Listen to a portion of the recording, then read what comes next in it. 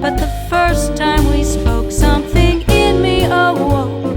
And when you looked in my eyes, in a flash I Welcome to a new edition of the Neon Jazz interview series with jazz singer, songwriter, guitarist, and pianist Jennifer Lee. We caught up with her about a new 2025 CD called Glimpse and a very interesting ride in the jazz world. Formerly based in the Bay Area, we talk from her base now in rural Idaho about her evolution from her former creative identity as an arranger-interpreter to her present calling as a composer and more. Born in Redwood City, California, and raised in Menlo Park, she has had quite a ride in the world of music. She is also an author. We get into her upcoming children's book, along with scoring for films. It's quite a story. Enjoy this interview. Well, it's wonderful to meet you. I've really enjoyed the album. I'm looking forward to getting into it. So thank you so much for taking a minute out today. Hey, thank you I deeply appreciate your choosing to interview me, and thank you for your kind words about the album. I'm really glad you're enjoying it. I've already played it on the show. So before we get into Glimpse, I want to begin with this. The question I thought I was going to put to rest, but it's pretty prevalent. 5 years ago, the pandemic was raging, changed all of our lives in a lot of different ways. How did you ultimately survive the 2020 pandemic, and how has it radiated into your world in 2025 or even this project? Wow, well, great question. It definitely had an impact on everything in my life, and really, I was in California at the time. I was in Oakland, California, where I lived for 22 years, and they locked down pretty hard there, which I am terribly sad for the incredible challenges that presented for many, many people, including many of my students, young people in particular, So that being said, I'm very fortunate that I was able to, all my gigs were canceled, of course, but I was able to continue making a living as a piano teacher by switching everything to online. So I was okay that way, but in terms of my creative energy, I wasn't out performing, so I started making videos, and I, just flying by the seat of my pants, I taught myself to do some green screen effects, and anyway, I had a lot of fun with that, and then, that has become a creative outlet for me that is, of course, connected with my music, so that was wonderful. Then it inspired a move to Idaho. So that has been a very big change. And being here, I have continued to write. I mean, my shift from arranger, interpreter, of other people's songs had into being a songwriter myself had already taken place some years before, and but I have continued to write as I've been here, and it's definitely my writing has taken on a new character, and there was I feel like I'm kind of going not fully answering the question. Can you pose the question one more time, because I feel like I've gone on a tangent here and I'm not hitting it. No, you did. No, I just wanted to know how you survived the pandemic and how any of that has affected you today, but you've done a really good job of kind of rounding through those bases and giving me an idea. Yeah. And I haven't really come back to much live performance. I hope that I will ultimately get back into that, but there have been so many changes and so much else to focus on, and I've also become, since I've been here, a author and illustrator of children's books. So there are many avenues of creativity that I'm going down all at the same time. So, and I hope to bring them all together. I've actually written several songs to accompany my first children's book, and plan to write more for for books number 2 and 3. So I'm hoping that there's going to be a way that I can bring that all together. I don't really have the full vision, but that's kind of how I've functioned in many ways. It seems like if an inspiration comes from a deep place, then if I follow that, it will take me somewhere that I didn't know I was going to go, and keeps life pretty exciting. Absolutely. So talk to me a little bit about Glimpse. What was kind of the artistic vision? What's kind of the overall feeling of having this released out in the world? Well, Glimpse is kind of different from my previous albums in that I didn't go into the studio with a vision of like, okay, this is the set of songs that I am going to record for this album. These are songs that some of them I recorded in the same set of sessions, and others I had recorded at different times and just then kind of pulled them all together. And but there's certainly a theme to this album in that it all came together after I met and married my now husband, George Visger, and there are of the 11 tracks, 9 of them are original songs, and 5 of those originals were inspired by and are dedicated to my husband. And there's also a bit of a theme with just sort of transformation, I guess I would say.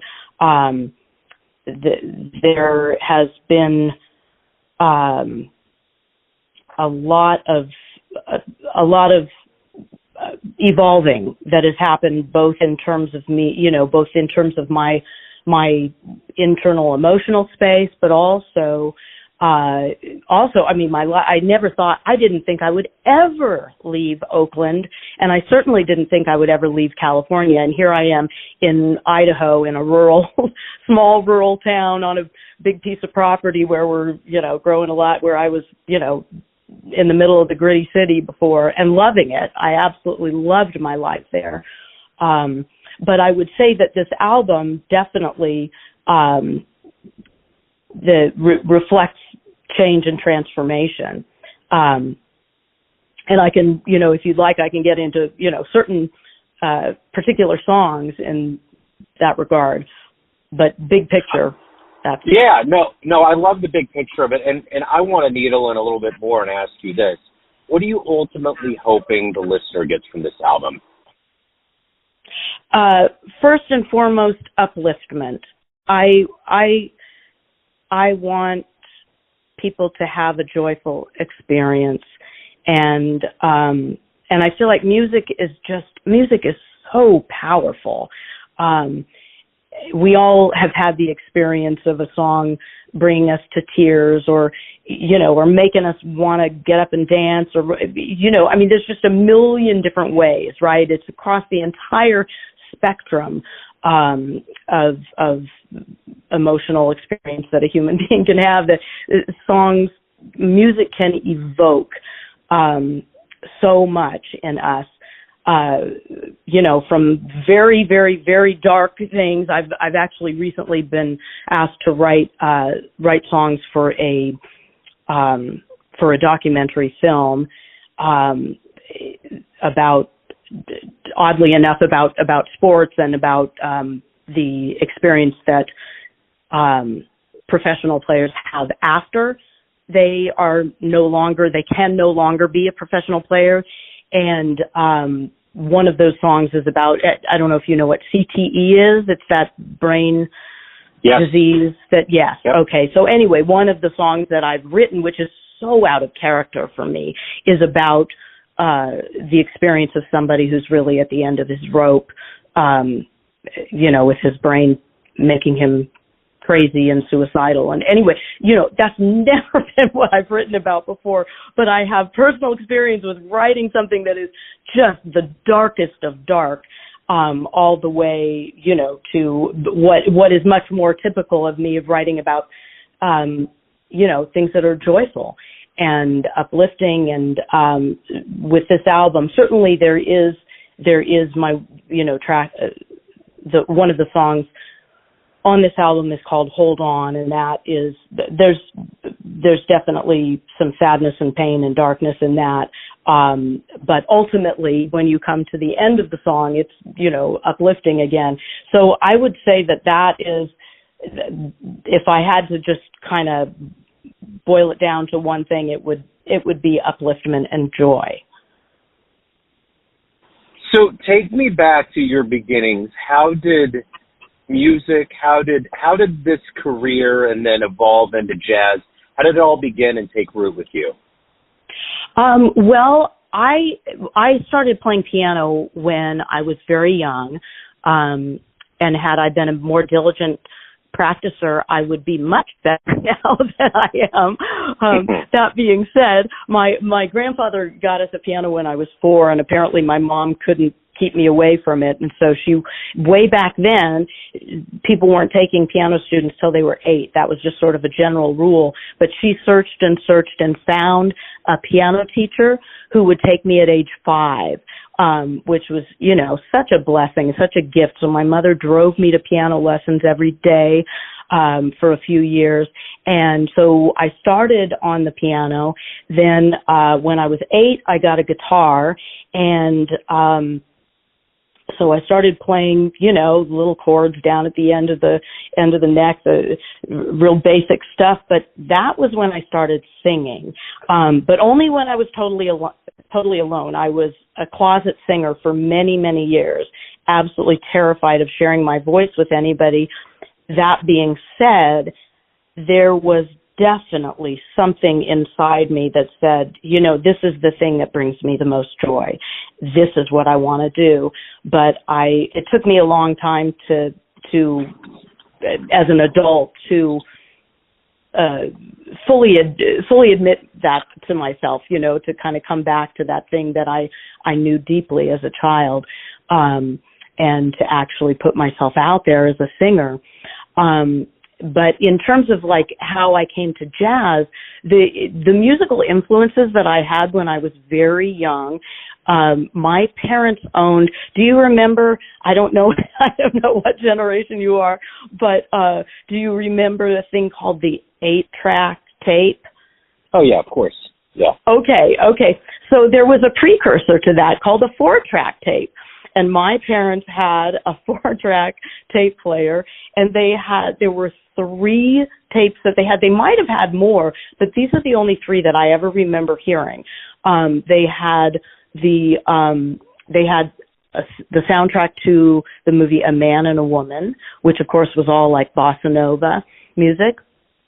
And they also had the soundtrack to Zorba the Greek, and they had one Herb Alpert album or tape, I guess. And so I heard those. That was the music that I heard over and over again as a very little person, and I loved it all. And it really, there were some difficulties in my household, and my parents ultimately ended up getting divorced, but the times that they would play that music were always the uplifting times. It was when, so I associated, that music was very much associated with positive, uplifting things.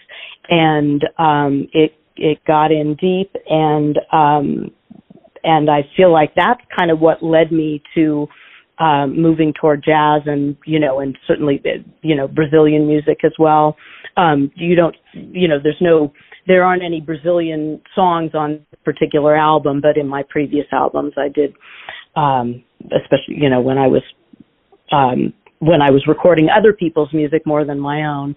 But certainly you hear that, that Brazilian influence in things like, in Serendipity and Farewell to Comfort, that 2 of the tracks on Glimpse. And ultimately I ended up playing piano in my high school jazz band, and at a junior college that I went to, I was playing piano and I was accompanying other singers. And then it took me until I was in my late 20s to finally put myself out there as a singer. My father had become ill, and he died very young, and it kind of brought it home to me that, like, boy, you better do what you want to do now. You can't spend your life being afraid. You've got to do it because you don't know how long you have on planet Earth. So let me ask you this. What was the first live show you saw that made you think, I want to do that one day?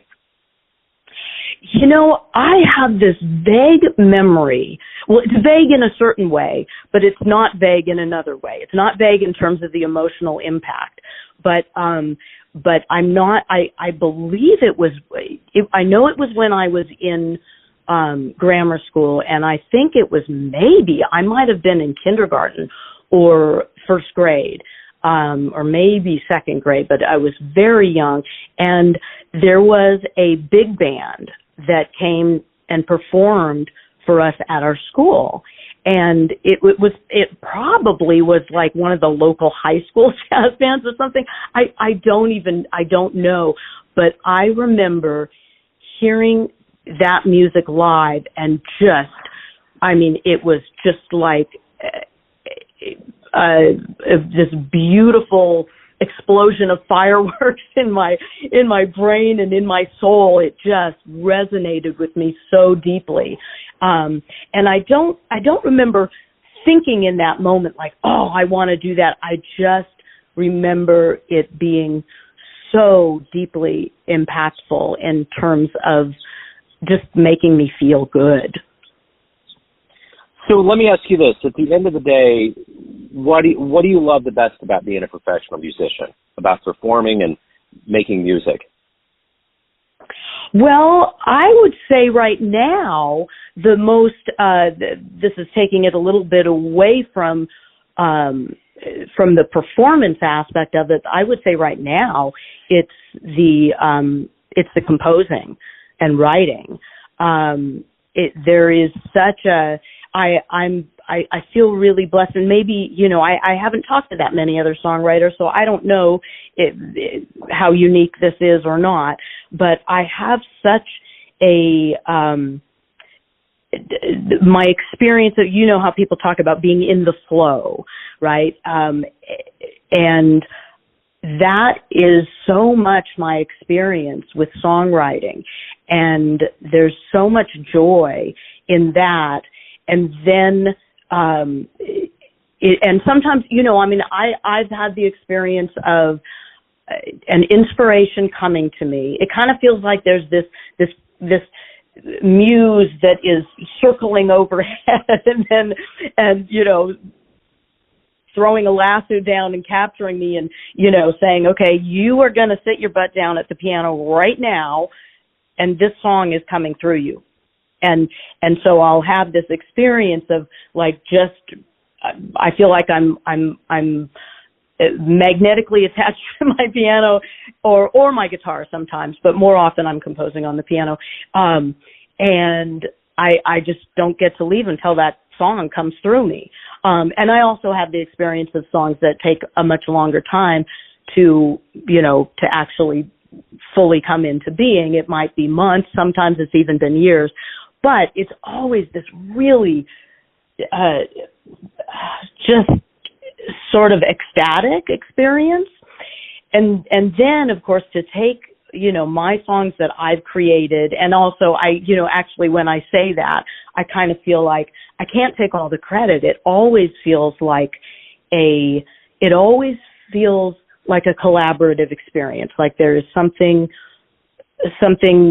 greater intelligence and creative energy that is coming through me, assisting me, being, collaborating with me in this creation.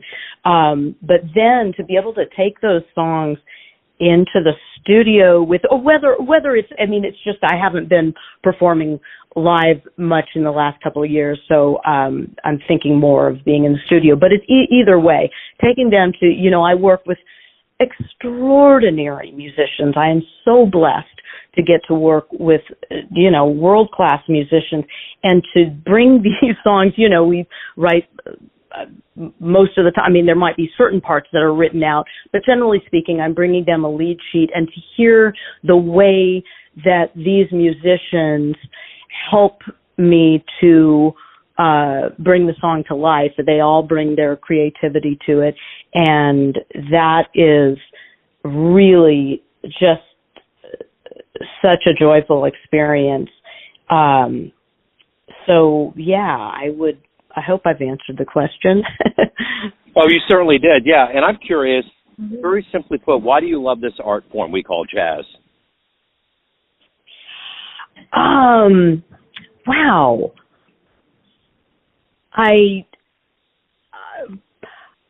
That's an interesting question. I mean, I love there are other genres of music that I also love, but I guess with jazz, one of the things that draws me to it, I mean, of course, there's the improvisational aspect of it, which is just amazing when you hear somebody who is a phenomenal improviser, and that's really exciting to hear and witness people, composing in real time, so to speak. But there's a certain there's the types of harmonic structure that are typical to jazz. Those just really resonate with me, and so yeah, I guess it's all of that. It's also there is a less there can be with some other styles of music something that is repetitive in a way that's uninteresting to me and to my ears. And that is, I have to be careful about the way that I say that, because I don't, there is always the repetition of pattern in music. If there wasn't, we would never be able to remember a song or sing a song. I mean, that's part of musical structure, which is very important. But I feel like jazz is very, very alive. And also, the other thing that I have to I want to be specific about is that, like, jazz is many different things. There are so many slices of that pie, so to speak, that we call jazz. There are certain styles of jazz that don't appeal to me, but there are many, many that do. And I think like I said, the harmonic, the types of harmonic structure are very interesting and appealing to my ears, and just kind of, I don't know, when you listen to music and it resonates deeply with you, there's something that happens that I can't even describe, but it feels kind of otherworldly. It feels like a spiritual experience to me, and jazz gives me that more than anything else. So, Jennifer, at the end of the day, everyone has a perception of you. Family, friends, fans, everyone you work with on the bandstand, everyone that knows you, but you run the show. What's your perception of you? Who do you think you are? Oh, wow. Well, I think that I have to say I feel incredibly fortunate. I wake up every day in a life that I love, with a man that I love, in a place that I love, and I get to do creative things.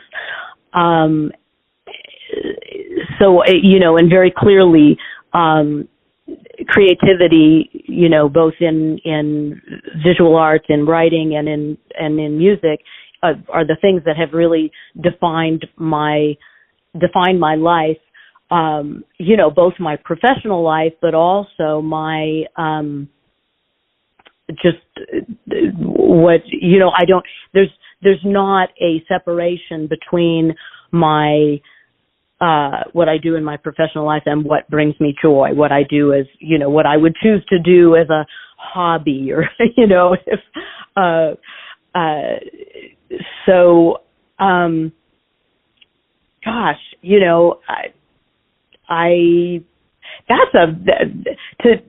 feel like I'm not really answering the question, but because who am I? I don't know. Somebody who I live my life in a lot of gratitude, and when I move out of that, when I hear myself complaining about something or feeling unhappy about something, I always try to move myself back to that, because I recognize that, the fact of the matter is I am just so fortunate to get to do what I do, and to have this amazing life. So I guess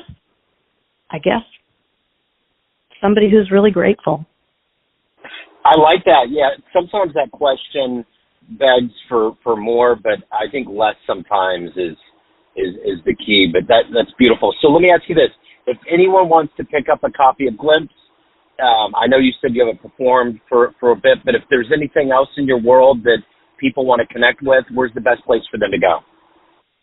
Well, okay, I have my music website is jenniferlee.xyz. I know that's a strange suffix, but that's what it is, jenniferlee.xyz. And certainly it's, on all the streaming services and whatnot, but people can download, and I very deeply appreciate when people do that, because these days I don't know how much the general public is aware, but we musicians don't do very well financially with the whole streaming thing. But they can download the album on my website. I also have physical copies of the CD. Should anybody be interested in that, they can email me through my website. But they also can find me at JenniferLeeSevison.com, and I can spell that last name for you. It's S as in Sam, E, V as in Victor, I, S as in Sam, O, N as in Nancy. So JenniferLeeSevison.com, and that's my author website. And so they can find my children's book, Relativity, which will very soon, I already have recorded some of the music that I've written for that book, but we haven't incorporated it in the website yet, but soon. That's coming soon. Wonderful. Jennifer, this has been absolutely great. Thank you so much for your story. Thank you for talking about the music, and best of luck with everything, with the book, with the release. I really appreciate it. Joe, thank you so much. I really, really appreciate you taking the time to talk with me and to share with your audience my album and my story and whatnot. So thank you so much. Absolutely. And before you go, I'd love to keep you in front of my audience a little bit more. Would you mind doing a quick plug for my radio show? I would be so happy to. The name of the show is Neon Jazz with Joe Domino. And if you want to just intro yourself, mention the album, and you're listening to me on Neon Jazz with Joe Domino, that would be great. Okay, let me think about this for 1 second. I want to make sure I'm somewhat articulate. Sure. So is it essentially like saying, hi, I'm Jennifer Lee. My new album Glimpse is out in the world now, and you are listening to Joe Domino on Neon Jazz. Wait, I'm sorry. Perfect. I'm not. Yeah. Wait. No, that's it. Yeah, you got it. Yeah, that's perfect. What you just said, that's totally fine. Okay. Is there anything else I should add to that? Like anything of a way that people can hear you, or where it streams or whatnot? Anything like that? Yeah, no, Neon Jazz with Joe Domino's fine. They can find it that way, and yeah, that's perfect. Okay, Neon. Okay. So you want me to just dive in, just do it? Yeah, whenever you're ready. Yeah, it's good to go. Okay. Hi, my name is Jennifer Lee. I'm a musician whose album Glimpse is... Sorry, Joe, can I start over again? Yeah, whatever many picks, you're good, yeah. Okay. Hi, my name is Jennifer Lee. I'm a musician whose new album, Glimpse, is now out in the world, and you are listening to Neon Jazz with Joe Domino. Absolutely perfect. Thank you so much. That was great. So I'm curious, you were talking about doing some work for a movie. What's the movie about? Okay, well, it's a movie called, I think this is the movie that she's going to use it for. It's very interesting. So my publisher, is the way that I met my publisher is through my husband, who connected with her because he's got a book that's coming out in the world very soon. My husband is a former NFL player who suffered a brain injury, has had 9 brain surgeries, had a 38-year battle with the workers' comp, with the NFL and the workers' comp carrier for the 49ers. So our publisher, Susan Semper is her name, and Silverlight Press is the name of her publishing company. She also happens to be a documentary filmmaker. And cool. She, prior to connecting with George, she had been working on a film called, I'm pretty sure I'm going to get this right, I think it's Beyond the Game. Okay. And it has not been released yet. Once she met George and started working with him on his book, she said, we've got to, we got to do an interview with you and get you into this movie. And anyway, the movie is about professional athletes who, like what their life is like after they, either because of an injury have to stop, doing their sport, and or perhaps because they've kind of aged out, so to speak.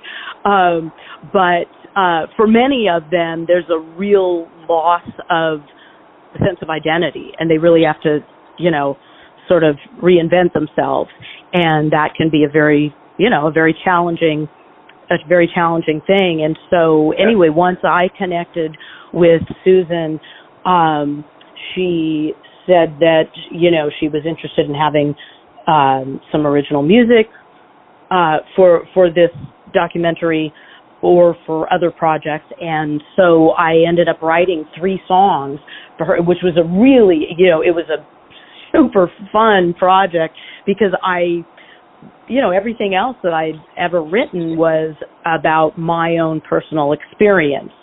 And anyway, so I really had to all of a sudden put myself in the shoes of, first of all these songs are going to be sung with a male voice. And so it gave me a whole new challenge to really, create, to compose and write lyrics for a voice that is completely not my own. And I don't mean just my physical voice. I also mean, voice as in, a person's experience and expressing that. That's wonderful. I'll keep my eyes out for it. I was interested. That's fascinating. Well, hey, this has been wonderful. Again, Jennifer, thank you so much for taking a minute out. Oh, fantastic, Joe. Hey, you take care. Thanks for listening and tuning in to another Neon Jazz interview, where we give you a bit of insight into the finest players and minds and singers in Idaho, California, Kansas City, and spots all over the world, giving fans all that jazz. And thanks to Jennifer for her time and story. If you want to hear more Neon Jazz interviews, you can find us on Spotify and Apple Podcasts. Subscribe to us at YouTube, and for everything Neon Jazz, go to theneonjazz.blogspot.com. Until next time, enjoy the jazz, my friends.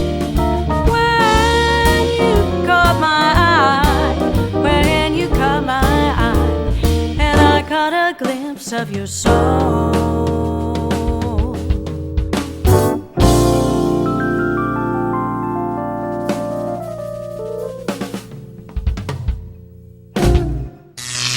Neon Jazz.